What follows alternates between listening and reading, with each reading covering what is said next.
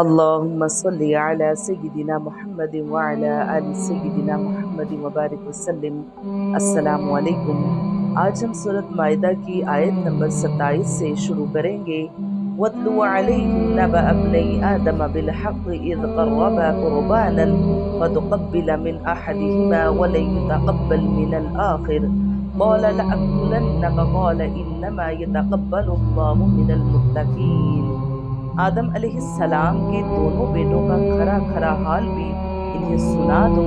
ان دونوں نے ایک نذرانہ پیش کیا، ان میں سے ایک کی نظر تو قبول ہو گئی اور دوسرے کی مقبول نہ ہوئی، تو وہ کہنے لگا کہ میں تجھے مار ہی ڈالوں گا۔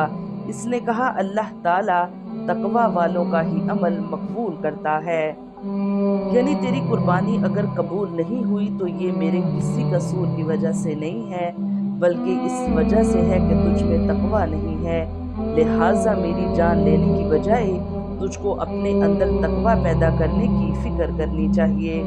لَئِن بَسَطتَ إِلَيَّ يَدَكَ لِتَقْتُلَنِي مَا أَنَا بِبَاسِطٍ يَدِيَ إِلَيْكَ لَأَقْتُلَكَ إِنِّي أَخَافُ اللَّهَ رَبَّ الْعَالَمِينَ۔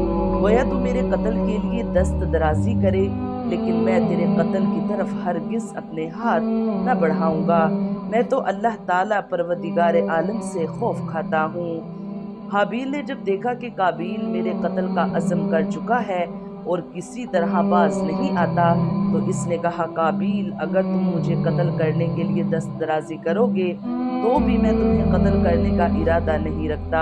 اس سے یہ نہ سمجھا جائے کہ قابیل جب قتل کرنے آیا، حابیل مظلوم اور بے بس بھیڑ کی طرح سر جھکا کر کھڑے ہو گئے اور اپنی حفاظت کے لیے کچھ نہ کیا، نہیں بلکہ حابیل کا یہ مقصد ہے کہ اگرچہ مجھے یقین ہے کہ تم میرے قتل کرنے پر تلے ہو، پھر بھی میں پہل نہیں کروں گا۔ حضرت ابن عباس رضی اللہ عنہ سے یہی معنی مروی ہے، شریعت میں اپنے بچاؤ کے لیے حملہ آور کا مقابلہ واجب ہے۔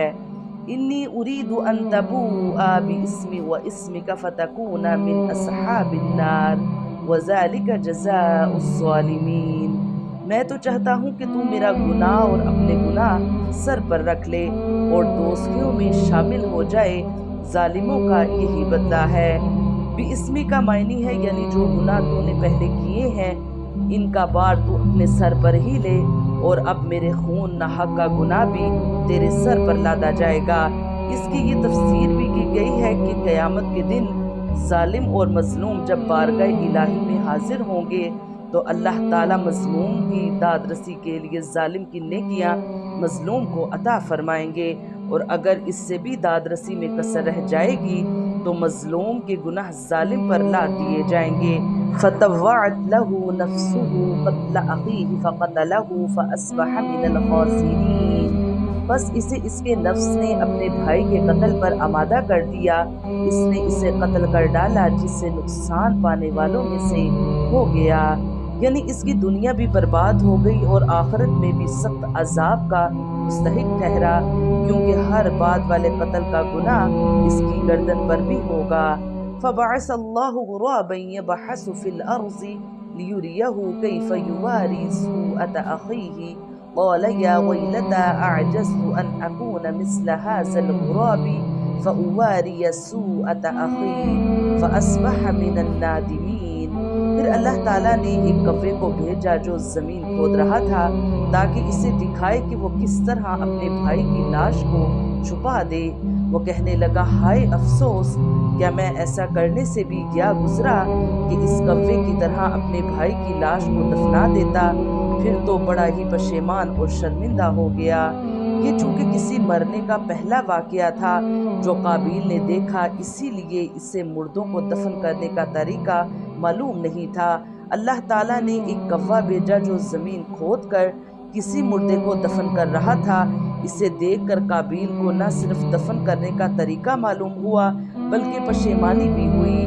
من اجل ذلك كتبنا على بني اسرائيل انه من قتل نفسا بغير نفس او فساد في الارض فكأنما قتل الناس جميعا ومن احياها فكأنما احيا الناس جميعا وَلَقَدْ جَاءَتْهُمْ رُسُلُنَا بِالْبَيِّنَاتِ ثُمَّ إِنَّ كَثِيرًا مِّنْهُمْ بَعْدَ ذَلِكَ فِي الْأَرْضِ لَمُسْرِفُونَ۔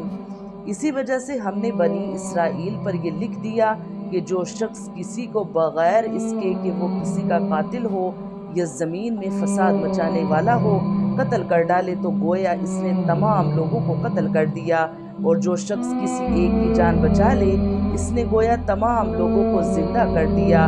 اور ان کے پاس ہمارے بہت سے رسول ظاہر دلیلیں لے کر آئے، لیکن پھر اس کے بعد بھی ان میں اکثر لوگ زمین میں ظلم و زیادتی اور زبردستی کرنے والے ہی رہے۔